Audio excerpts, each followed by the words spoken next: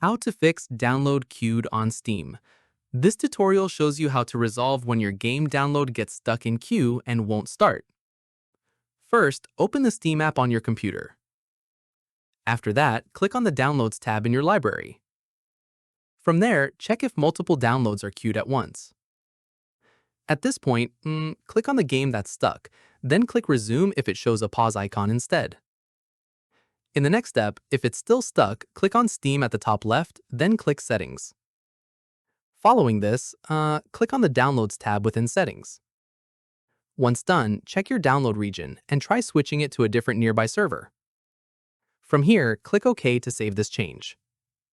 At this stage, go back to your library and try resuming the download again. Keep in mind, a temporary Steam server issue or a large number of users downloading the same update can also cause queued downloads, so waiting a few minutes sometimes resolves it on its own. Finally, if the issue continues, restart Steam completely and try initiating the download once more. And that's it! If this guide helped you fix download queued on Steam, give it a like, subscribe for more Windows tutorials, and tap the bell icon for updates. See you in the next one!